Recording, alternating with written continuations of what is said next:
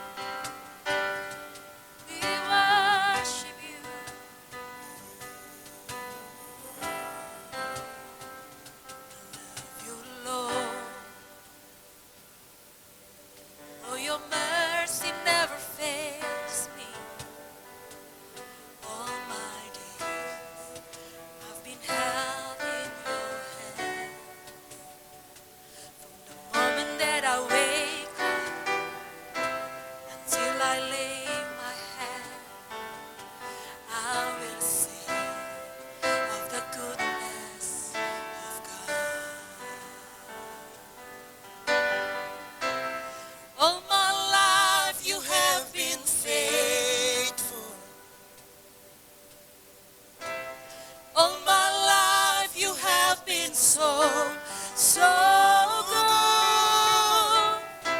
With every breath that I am able, I will sing of the goodness of God.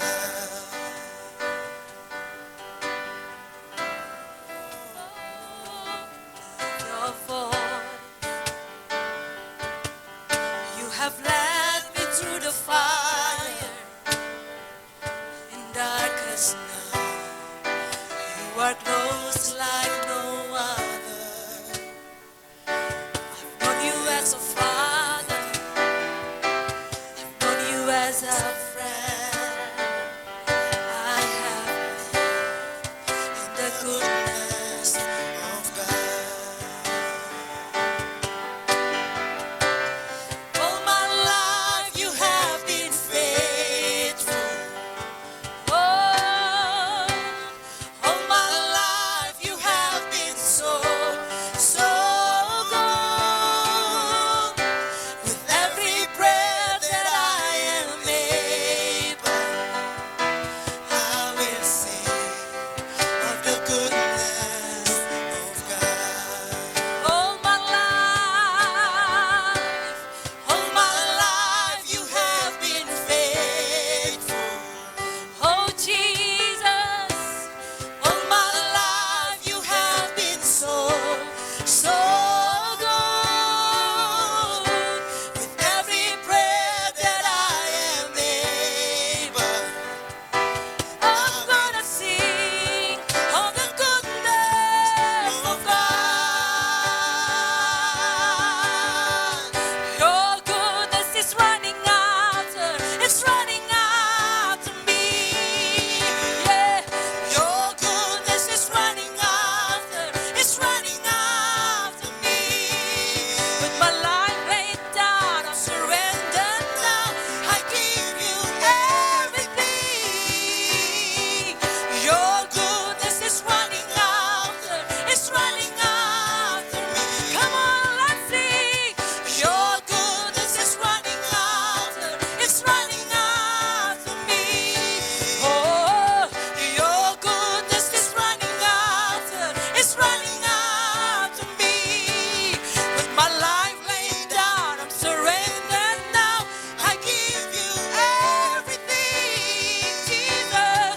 Your goodness is running after, it's running after me.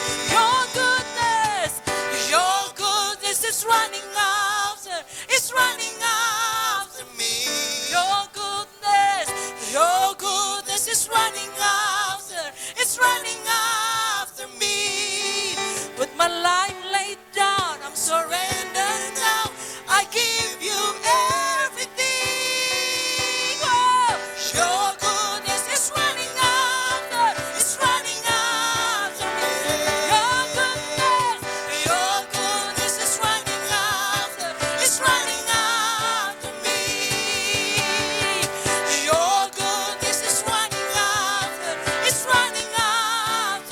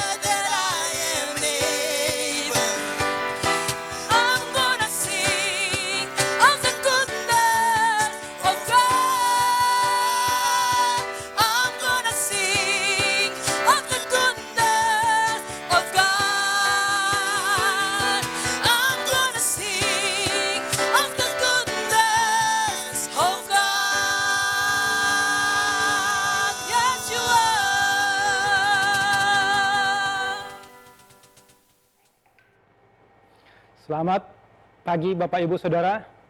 Selamat hari Minggu. Ini hari yang berbahagia bagi kita semua. Amin. Hari di mana kita mengadakan online service di minggu yang ketiga. Dan minggu ini kita akan belajar firman Tuhan yang akan saya ambil dari 2 Taurik 20 ayat 1 sampai 5. Saudara bisa baca ayat 1 sampai 30 di rumah.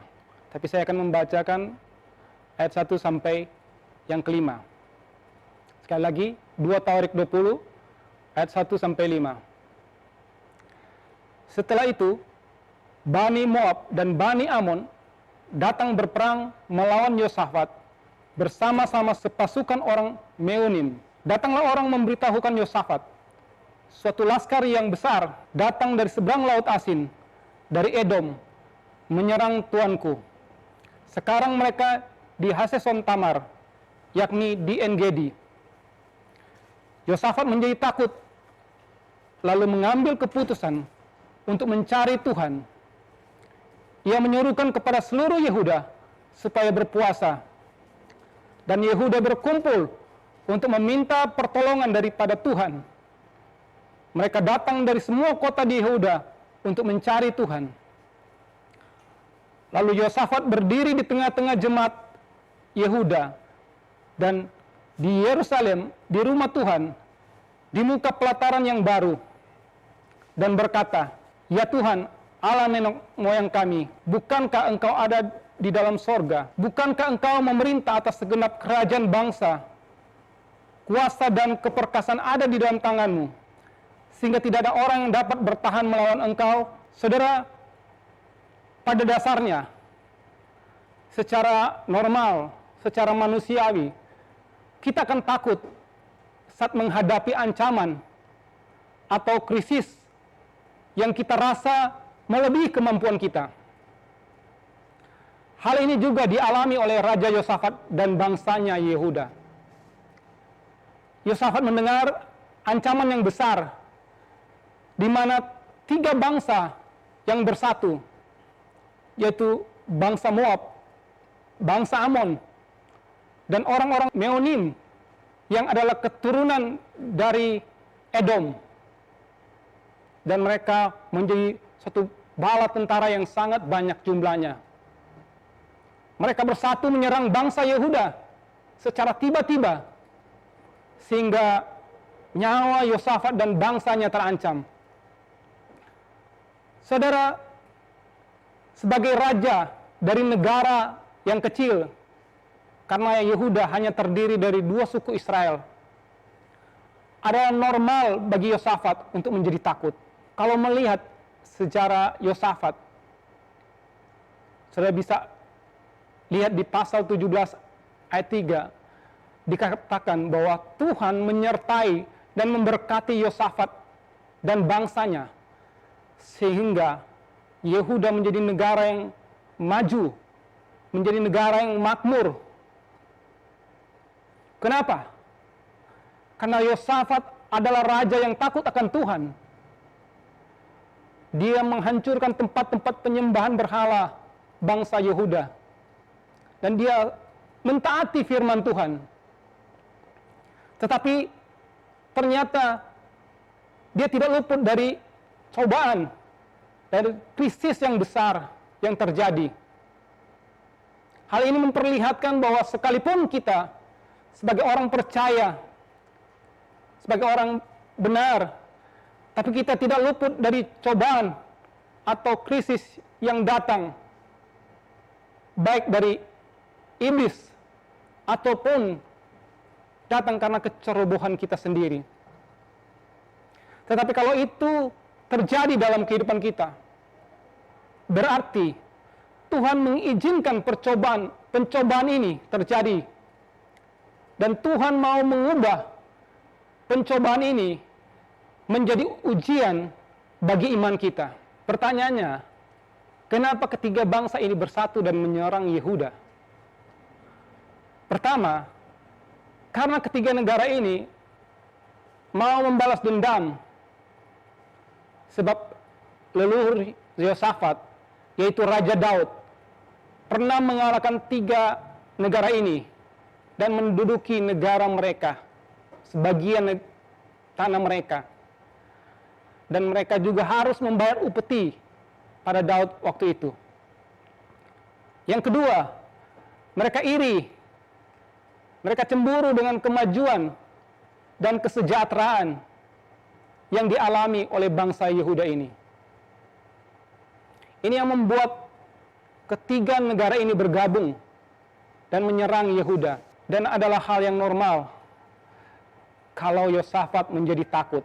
Karena Yosafat adalah raja dari negara yang kecil. Tetapi di dalam ketakutan Yosafat, sebagai orang benar, Yosafat tidak membiarkan ketakutan ini menjadi berlebihan, sehingga membuat dia menjadi panik dan bertindak ceroboh. Saudara, keadaan hari-hari ini membuat orang ketakutan akibat COVID-19. Bahkan banyak yang panik dan bertindak ceroboh. Seperti yang terjadi dengan seorang warga negara Korea yang tinggal di Solo. Karena ketakutan yang berlebihan, dia pikir bahwa dia sudah terinfeksi COVID-19 ini, dia bunuh diri. Dia gantung diri di hotelnya. Padahal hasil pemeriksaan negatif.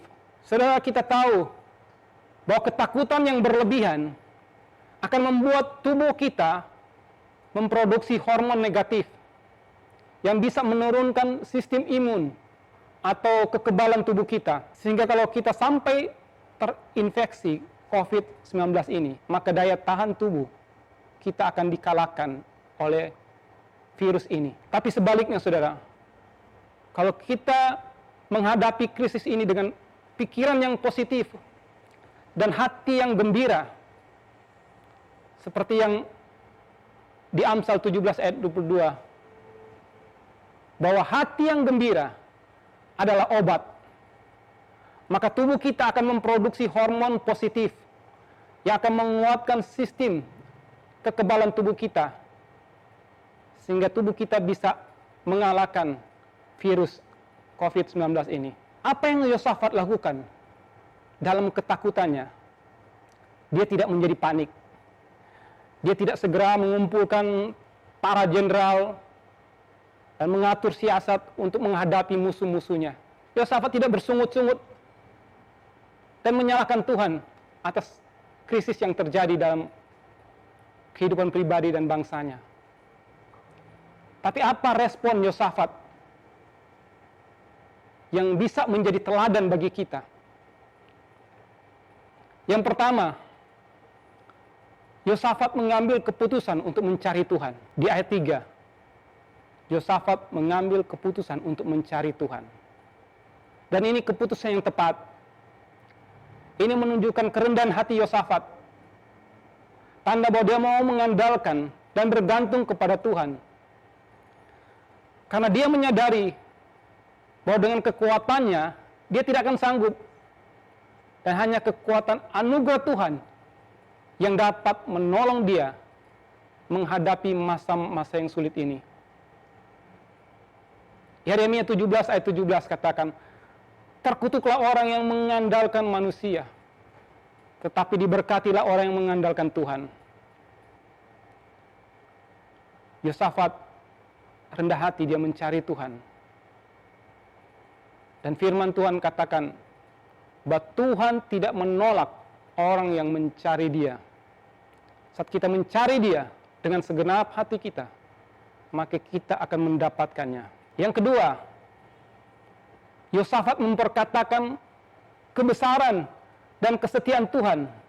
Yosafat tidak langsung mengeluh dan menyalahkan keadaan, menyalahkan Tuhan, tapi dia meninggikan Tuhan dan memperkatakan kebaikan serta kesetiaan Tuhan bagi hidupnya dan bangsanya. Yang ketiga, Yosafat tetap tinggal di rumah Tuhan. Yosafat tetap tinggal dalam hadirat Tuhan.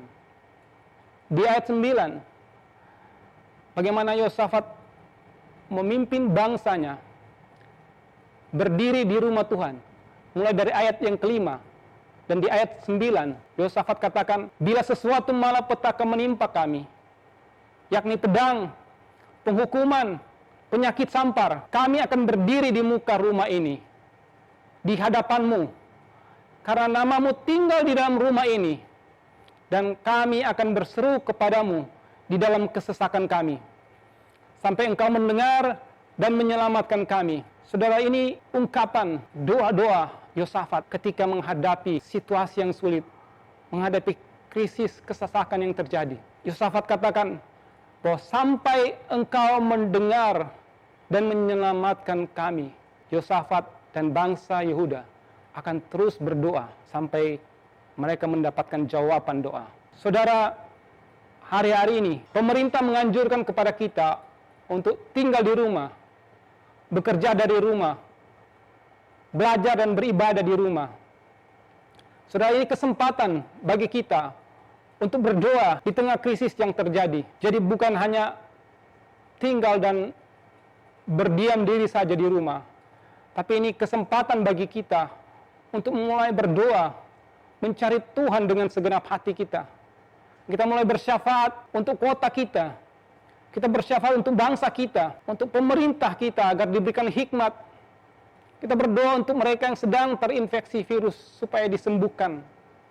Berdoa untuk para medis yang berdiri di garis depan. Berdoa untuk semua orang yang terdampak dengan virus ini. Saudara, apa yang dibutuhkan saat ini? Sebagai orang benar, kita perlu bersatu dalam doa syafaat. Dengan kesungguhan hati, dengan ketekunan, kita berdoa bersama. Baru kemudian kita akan melihat Tuhan akan mencurahkan anugerahnya. Tuhan akan mendengar dan menjawab doa-doa kita. Dan yang keempat, di ayat yang ke-12, menghadapi laskar yang besar yang datang menyerang mereka. Yosafat tidak tahu harus berbuat apa, tapi matanya tertuju kepada Tuhan. Artinya, Yosafat menyadari bahwa ada bahaya yang besar yang datang bagi dia dan bangsanya. Tapi dia tidak mau terfokus kepada masalah yang besar itu. Dia tidak mengarahkan matanya atau fokusnya kepada ancaman yang besar itu. Yosafat tidak meninggikan masalah yang dihadapi. Sekalipun itu memang fakta yang sedang terjadi. Sekalipun itu bukan hoaks, tapi dia memilih untuk lebih percaya kepada Allahnya. Dia percaya bahwa Allahnya lebih besar dari masalah apapun yang dia hadapi. Dia percaya bahwa Allah tetap memegang kendali atas apapun yang terjadi di dunia ini. Saudara, saya mau highlight bahwa iman bukan tidak menyadari fakta yang terjadi. Iman bukan berarti tanpa ketakutan. Tapi iman adalah bagaimana kita mengalihkan fokus kita dari fakta yang kelihatan dan dari ketakutan yang kita rasakan kepada Allah kita yang besar, dan mempercayai kesanggupan Allah kita untuk mengatasi semua masalah dan memberikan kemenangan yang gilang gemilang bagi kita. Yang kelima, Yosafat percaya dan taat kepada Tuhan. Di ayat 14, saat Yosafat dan bangsanya terus berdoa, seorang yang bernama Yahasiel dihinggapi roh Tuhan dan menyampaikan firman Tuhan supaya mereka jangan takut kepada laskar yang besar. Sebab bukan mereka yang akan berperang melawan bangsa ini, tetapi Allah akan berperang kepada musuh-musuh Yosafat dan bangsanya. Kemudian Tuhan menyuruh mereka maju ke medan perang tanpa mereka harus berperang. Mereka disuruh untuk maju ke medan perang untuk menonton apa yang akan Tuhan lakukan. Dan apa yang Yosafat lakukan? Dia percaya akan firman ini. Dan dia mentaati firman ini. Sekalipun firman itu seperti tidak masuk akal, demikian juga kita saat ini.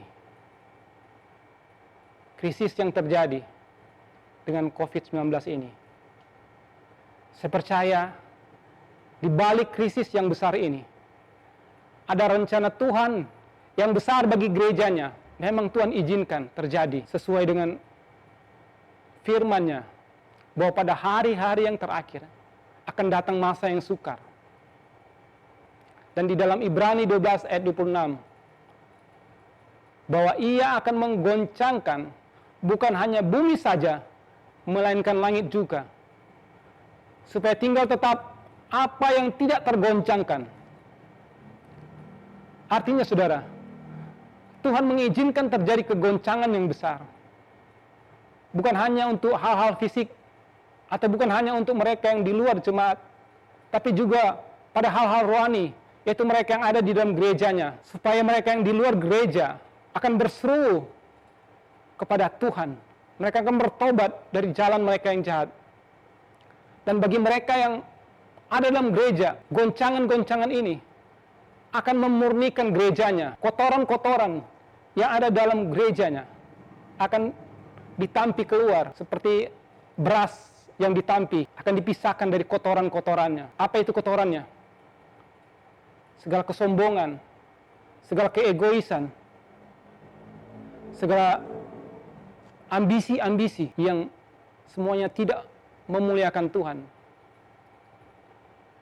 yang mungkin tersembunyi dalam hati kita, itu akan digoncangkan keluar, dan itu akan dipisahkan dari apa yang murni, yaitu untuk memuliakan Tuhan. Goncangan-goncangan juga akan membuat gereja semakin solid, semakin kuat. Seperti beras dalam karung. Waktu dia digoncangkan, maka dia akan menjadi padat, dia akan menjadi solid. Kegoncangan akan membuat gereja Tuhan bersatu, akan membuat gereja Tuhan menjadi solid. Dan di mana kesatuan, di situ ada kuasa yang besar. Goncangan juga akan membuat gereja Tuhan naik level. Seperti seorang murid harus ada ujian untuk bisa murid ini naik kelas atau naik level. Dan saat gereja menjadi makin murni, makin kuat, makin bijaksana, maka terang Tuhan akan terbit atas gerejanya. Tuhan akan mempromosikan gerejanya. Tuhan akan membawa jiwa-jiwa, yaitu orang-orang yang ada di luar gereja, untuk menjadi tuayan bagi gereja itu. Jadi, di balik krisis yang terjadi saat ini, ada berkat yang Tuhan sediakan bagi gerejanya. Asalkan kita merespon dengan benar, seperti yang Yosafat lakukan. Saudara yang menyaksikan tayangan video ini, mungkin saudara berada dalam krisis keuangan, saudara menghadapi krisis dalam pekerjaan saudara, saudara menghadapi krisis sakit yang saudara derita. Saudara mungkin tidak tahu apa lagi yang harus saudara lakukan. Tapi kalau saudara merespon krisis ini dengan benar, seperti yang Yosafat lakukan, di mana dia mencari Tuhan dengan segenap hatinya, dia tetap terfokus kepada Tuhan, dan dia mentaati firman yang datang dalam hidupnya, maka percaya saudara, saudara akan mengalami kelepasan, saudara akan mengalami kemenangan. Bahkan di balik itu ada berkat-berkat yang besar yang Tuhan akan sediakan buat saudara. Amin saudara.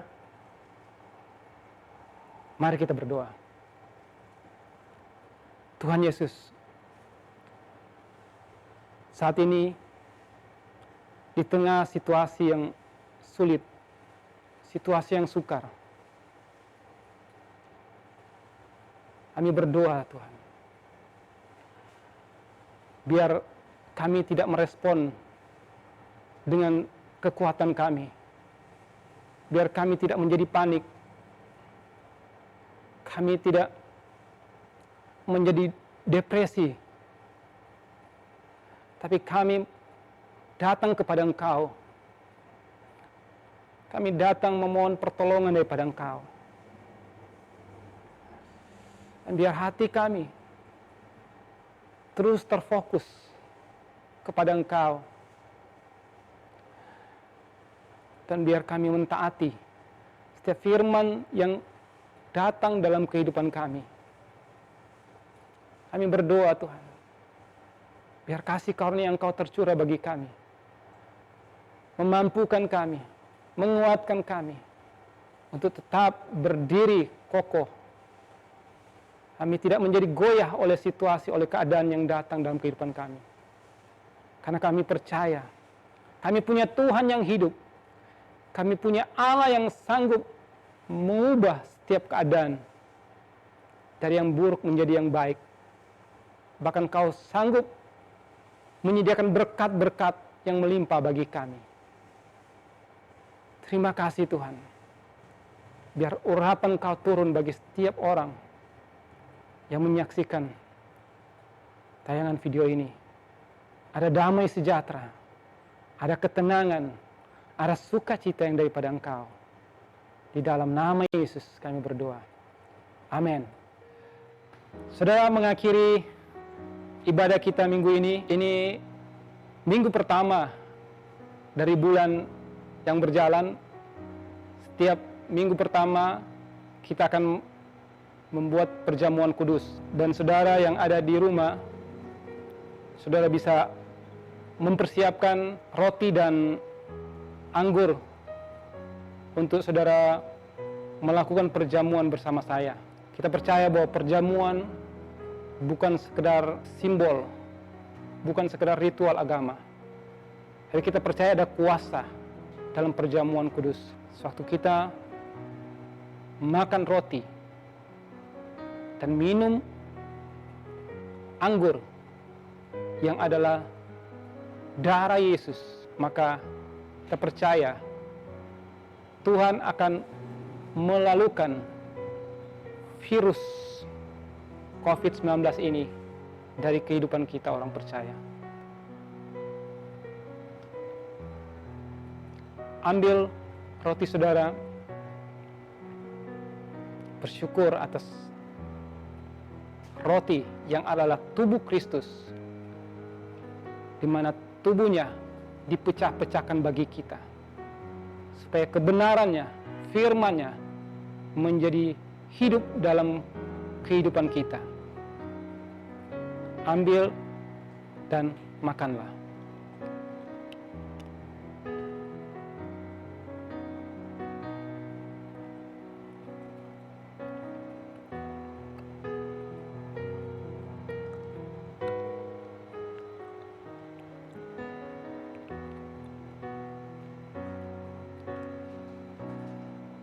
Dan angkat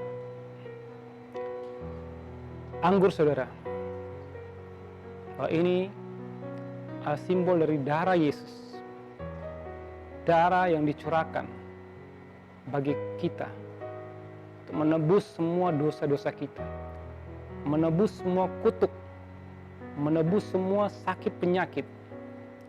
Menebus semua hal yang membawa kepada kemalangan dalam kehidupan kita. Kita percaya, kita minum anggur ini, darah ini, ada tanda darah dalam diri kita yang akan melalukan kita dari mara bahaya. Ambil dan minumlah.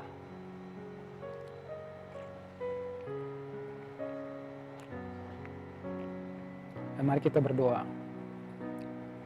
Tuhan Yesus, kami bersyukur bahwa kematian Kau di atas kayu salib membawa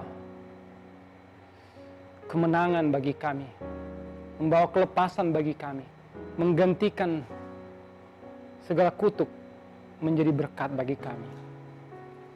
Berkati perjamuan kudus kami, berkati setiap orang yang menyaksikan tayangan video ini. Di dalam nama Yesus. Amin. Bapak, Ibu, Saudara, dalam situasi keadaan-keadaan dunia yang membuat kita takut, khawatir, bahkan membuat kita menjadi lelah, dengar ada kabar baik buatmu. Tetapi orang yang menanti-nantikan Tuhan mendapatkan kekuatan baru. Mereka seumpama Raja Wali yang naik terbang dengan kekuatan sayapnya. Mereka berlari dan tidak menjadi lesu. Mereka berjalan tidak menjadi lelah. Terimalah berkat Tuhan. Tuhan memberkati engkau dengan kasih, anugerah, menjadi bagian di dalam hidupmu. Engkau akan melewati setiap keadaan-keadaan yang datang di dalam hidupmu. Allah Immanuel menyertai engkau, menjaga engkau, berperang bagimu, dan engkau hidup di dalam kemenangan demi kemenangan. Dan terimalah berkat dari tempat tinggi menjadi bagian di dalam hidupmu. Diberkatilah keluargamu, diberkatilah bisnismu, diberkatilah pekerjaanmu, diberkatilah pekerjaan tanganmu, dan Tuhan akan membuat itu berhasil. Dan terimalah itu di dalam nama Yesus. Amin. Demikianlah kita telah memuji dan menyembah Tuhan, bahkan mendengarkan firman Tuhan bersama-sama. Saya percaya setiap saudara pasti terberkati di saat pujian dan penyembahan serta firman Tuhan tadi. Marilah kita terus berpegang teguh kepada Tuhan Yesus yang memberikan kita kemenangan dalam situasi apapun. Terima kasih Anda telah bersama-sama kami dalam online service hari ini. Kami percaya Tuhan Yesus sumber kekuatan kita akan selalu memberkati dan menyertai setiap saudara sepanjang kita melewati minggu ini. Ikuti terus update dari kami lewat akun sosial media yang tertera di bawah ini. Dan juga bagi setiap saudara yang rindu untuk memberikan persembahan, saudara dapat melakukannya dengan mentransfer ke nomor rekening gereja serta akun GoPay gereja yang tertera di layar kaca Anda. See you again next week and let us keep honor God and make disciples.